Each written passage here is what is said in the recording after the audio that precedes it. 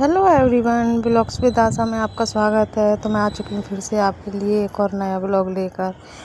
I hope आप सभी स्वस्थ होंगे, मस्त होंगे, अपने घरों में व्यस्त होंगे जैसे कि मैं चल रही हूँ। और देखिए बरसात का मौसम हो रखा है, पर गर्मी तो देखिए इतनी ही है।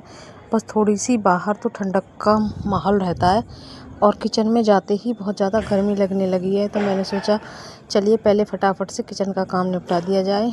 और आज की ब्लॉगिंग में सुबह से ही कर रही हूँ, सुबह के लगभग 8:30 बजे से, क्योंकि मुझे लंच के लिए सब्ज़ी बनानी है। तो सब्ज़ी में आज मैं बनाऊँगी बैंगन आलू, और ये गोल वाला बैंगन है और इसकी सब्ज़ी बहुत ही टेस्टी बनती है। तो अब बरसात का मौसम है, तो अब देखिए पत्ते वाली सब्ज़ी और बाकी की जो सब्ज़ियाँ हैं, जड़ वाली सब्ज़ियाँ, वो खाने में फ़ायदा नहीं है, क्योंकि बरसात के मौसम में इन सारी सब्ज़ियों में कुछ कीटाणु ऐसे आ जाते हैं जो कि हमें गले में खराश और काफ़ी दिक्कत, पेट की समस्याएं हो जाती हैं। तो इसीलिए बरसात के मौसम में बहुत ही कम मैं ये सब्ज़ियाँ यूज़ करती हूँ। जैसे अरबी वगैरह हैं और मूली है और जैसे चुकंदर वगैरह है, तो और पालक है। तो ये सारी सब्ज़ियाँ नहीं खानी चाहिए जब ज़्यादा लगातार बारिश होती रहे।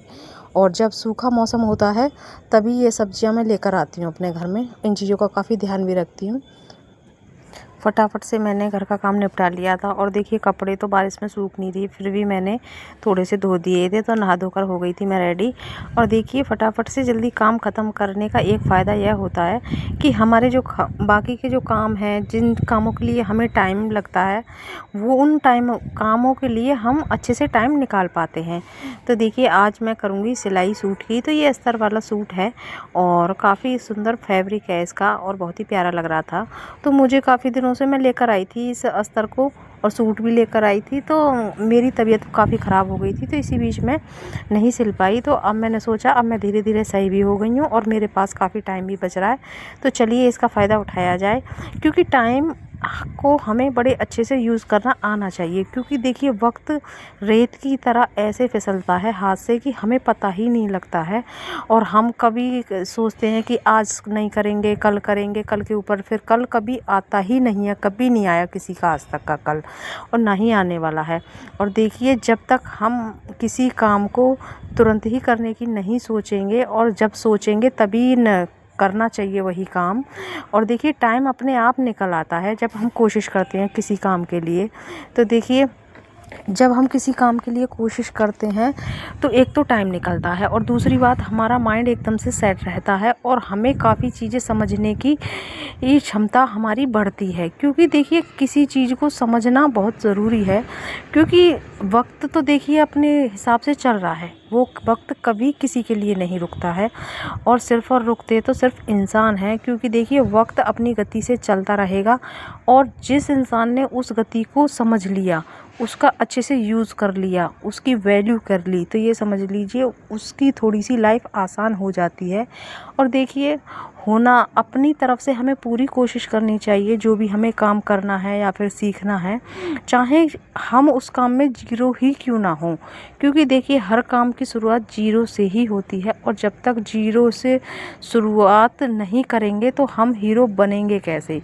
क्योंकि अपने आप को मैनेज करना, अपने आप को समझना बहुत बड़ी बात हो चुकी है आज के ज़माने में। देखिए आजकल सोशल मीडिया का टाइम चला हुआ है, तो काफ़ी सारी ऐसी चीज़ें हैं जो कि हमें सोशल मीडिया के माध्यम से पता भी लगती हैं।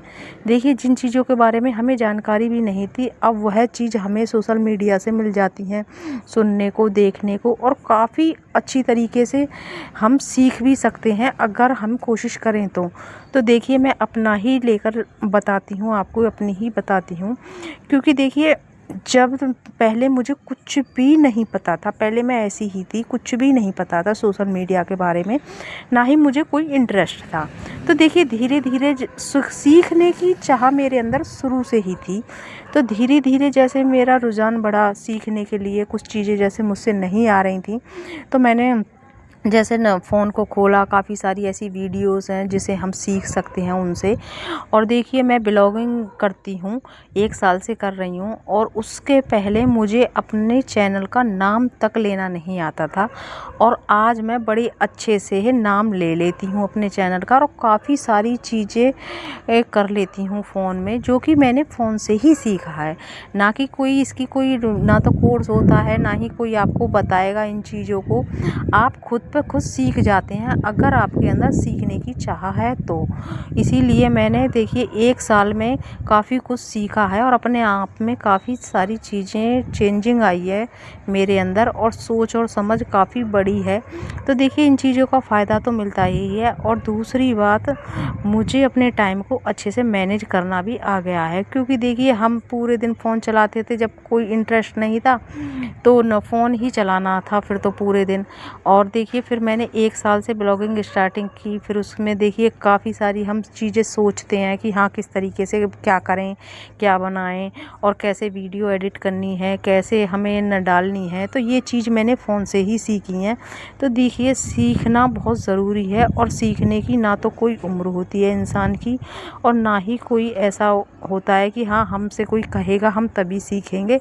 हम अपने आप से ही इन चीज़ों को अगर हम सोचते हैं, और अपने आप से ही वादा करिए कि हाँ हम इस चीज़ को सीख कर रहेंगे, तो ज़रूर सीख पाएंगे किसी ना किसी को। चाहे देखिए वक्त हमें थोड़ा भले ही क्यों ना लग जाए, पर किसी चीज़ को अगर आपके अंदर दिल और दिमाग में हम बैठा लेते हैं ना, तो वो चीज़ हमें खुद पे खुद आने लगती है। और देखिए ऐसा नहीं है कि गलतियाँ नहीं होती, गलतियाँ भी होती हैं, काम बिगड़ते भी हैं।